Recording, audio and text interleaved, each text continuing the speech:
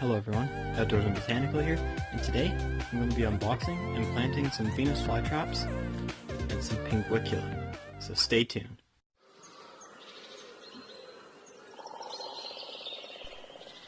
Alrighty, thanks for stopping by, and let's get started.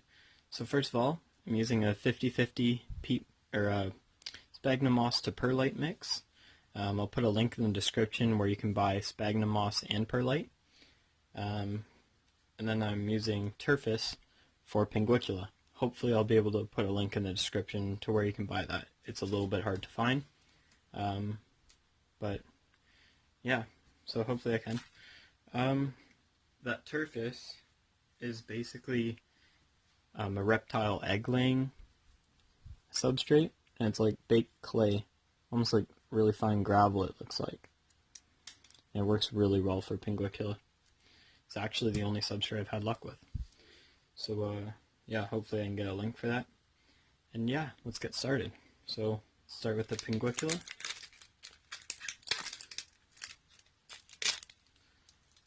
Alright.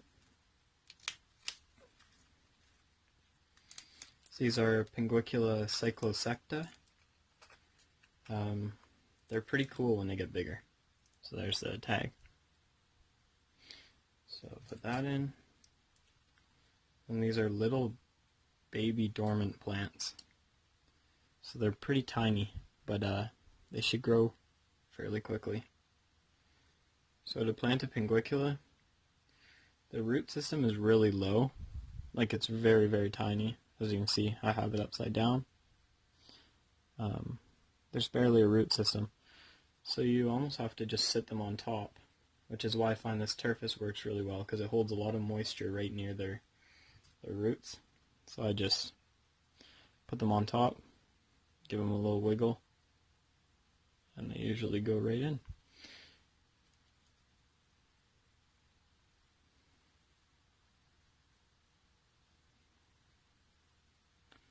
Pinguicula are very delicate, so you got to be very careful when you plant them so you don't completely destroy them. And there they are. They have like a bluish kind of color to them, which is pretty neat. So I'd be interested to see how those do when they get bigger. Let's put that aside, and let's get to the Venus flytraps.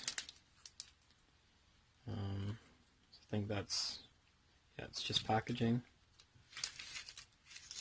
Let's see. First ones we have are Dionea angel wings. So these are pretty cool. They have a very interesting trap. It's very unique. So that's Dionea angel wings, and let's take that out and plant it.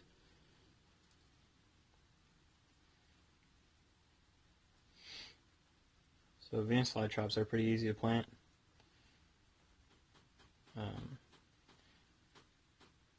Using the sphagnum moss and perlite for these guys, you just kind of plant them with like the little bit of substrate they have, and just bury the rhizome, which is that, just barely. So I usually take a bit of the substrate off, but I leave quite a bit. So now you just put a little hole in the substrate.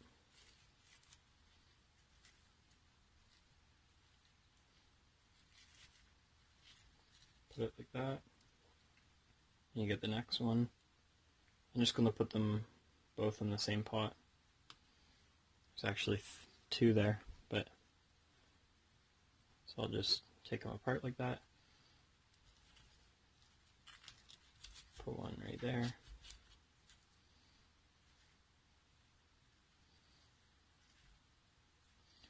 Then we'll put another one just back here.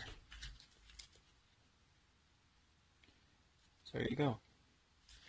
Very easy to plant. Just like that. You just want to push them in a little bit. They'll settle themselves in.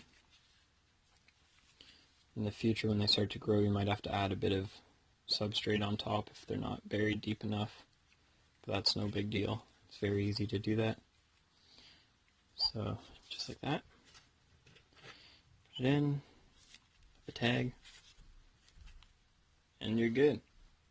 Put that aside, move on to the next one. I'm not going to film planting all these because that's just time consuming, but let's show you what I have. So this one is Dionea Maroon Monster. So it's a very red fly trap, and they get pretty big. So I'm pretty excited about that one. The next one we have is Dionea Fuzzy Tooth. So they're similar to fused tooth, but they don't stick together as much, and they sort of have more individual bristles. Gotta get a better camera. There's that. Excuse me. And then the last one is Dionea Wacky Traps. This one's pretty tiny, so it's going to be hard to show. But they have a very, very interesting trap right here. This one that I'm pointing at is kind of what the traps will look like when they're bigger. And that one there. They have a weird shape.